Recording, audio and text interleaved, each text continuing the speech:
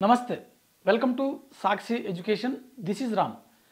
కేంద్ర ప్రభుత్వ ఉద్యోగాల కోసం ప్రిపేర్ అవుతున్నటువంటి అభ్యర్థులకు శుభవార్త ఇంటెలిజెన్స్ బ్యూరో నుంచి మనకు మొత్తం 258 ఉద్యోగ ఖాళీలకు సంబంధించినటువంటి ఒక నోటిఫికేషన్ అయితే విడుదలైంది సో ఈ నోటిఫికేషన్ సంబంధించినటువంటి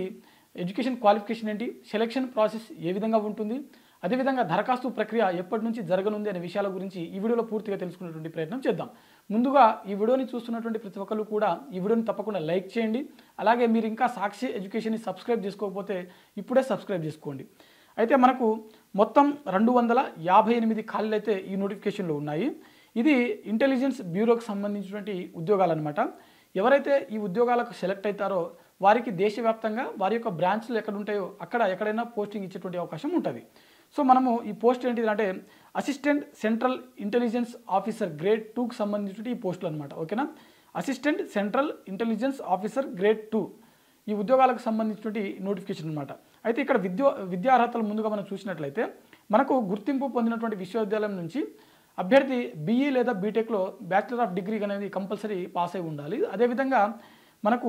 గేట్ సంబంధించినటువంటి అంటే డిగ్రీ అర్హతతోటి అంటే బీటెక్ ఏదైతే ఉంటుందో దాని తర్వాత నిర్వహించేటువంటి గేట్ ఏదైతే ఉందో ఆ గేట్ ఆధారంగా ఇక్కడ మనకు సెలక్షన్ ప్రాసెస్ ఉంటుందన్నమాట సో ఆ గేట్ ఏ ఇయర్లో క్వాలిఫై ఉండాలనే దాని గురించి కూడా నేను క్లియర్గా చెప్పేటువంటి ప్రయత్నం చేస్తాను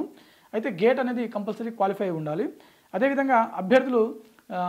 వయోపరిమితి చూసినట్లయితే అంటే ఏజ్ చూసినట్లయితే అభ్యర్థికి కనీసం 18 సంవత్సరాలు మ్యాక్సిమం 17 ఏళ్ల మధ్య వరకు ఉన్నటువంటి అభ్యర్థులు ఎవరైతే ఉంటారో అంటే 18 నుంచి 27 వరకు ఉన్నటువంటి అభ్యర్థులు ఈ పోస్టులకు దరఖాస్తు చేసుకోవడానికి ఎలిజిబుల్ అదేవిధంగా ప్రభుత్వ నిబంధనల ప్రకారం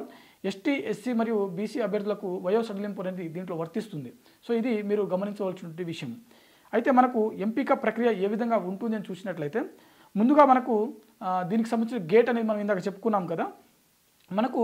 2023, 24, 25 అంటే ఈ లాస్ట్ 3 ఇయర్స్లో అంటే ఈ ఇయర్కి ముందు ఇయర్ దాని ముందు ఇయర్ ఈ 3 ఇయర్స్లో గేట్ క్వాలిఫై అయినటువంటి అభ్యర్థులు ఎవరైతే ఉంటారో వారు మాత్రమే ఈ పోస్టులకు దరఖాస్తు చేసుకోవడానికి ఎలిజిబుల్ ఓకేనా అభ్యర్థులు 2023, 24, 25 ఈ 3 ఇయర్స్లో గేట్ క్వాలిఫై అయినటువంటి అంటే 3 ఇయర్స్లో ఏదో ఒక ఇయర్లో క్వాలిఫై అయినటువంటి అభ్యర్థులు ఎవరైతే ఉంటారో వారు మాత్రమే ఈ పోస్టులకు దరఖాస్తు చేసుకోవడానికి ఎలిజిబుల్ అభ్యర్థులు దరఖాస్తు చేసుకున్న అభ్యర్థులు ఎవరైతే ఉంటారో వీరికి 1:10 రేషియోలో అంటే ఇప్పుడు మనకు 258 పోస్టులు ఉన్నాయి సో 258 ఇంటూ 10 ఓకేనా మనకు 258 ఇంటూ 10 2580 మందిని మనకు షార్ట్ లిస్ట్ అనేది చేయడం జరుగుతుంది ఓకేనా మనకు వచ్చినటువంటి గేట్లో వచ్చినటువంటి టాప్ స్కోర్ ఏవైతే ఉంటాయో అంటే అప్లికేషన్స్ ఆధారంగా షార్ట్ లిస్ట్ చేయడం జరుగుతుంది సో ఈ 2580 మంది ఎవరైతే ఉంటారో ఈ షార్ట్ లిస్ట్ చేసినటువంటి అభ్యర్థులు ఎవరైతే ఉంటారో వీరికి ముందుగా స్కిల్ టెస్ట్ అనేది నిర్వహించడం జరుగుతుంది అంటే మనకు సంబంధిత రంగంలో దానికి సంబంధించిన స్కిల్స్ ఏవైతే ఉంటాయో ఆ స్కిల్ టెస్ట్ అనేది నిర్వహించడం జరుగుతుంది అదేవిధంగా ఇంటర్వ్యూ అనేది కండక్ట్ చేయడం జరుగుతుంది ఓకేనా ఈ స్కిల్ టెస్ట్ అదేవిధంగా ఇంటర్వ్యూ ఈ రెండింటిలో వచ్చినటువంటి మార్కుల ఆధారంగా అభ్యర్థులను తుది జాబితాకు ఎంపిక చేయడం జరుగుతుంది దీనికి సంబంధించిన దరఖాస్తు ప్రక్రియ చూసినట్లయితే మనకు అక్టోబర్ 25 నుంచి దీనికి సంబంధించినటువంటి ఆన్లైన్ దరఖాస్తు ప్రక్రియ అనేది మొదలు కానుంది చివరి తేదీ చూసినట్లయితే మనకు నవంబర్ 16న దీనికి సంబంధించినటువంటి దరఖాస్తు ప్రక్రియ అనేది ముగియడం జరుగుతుంది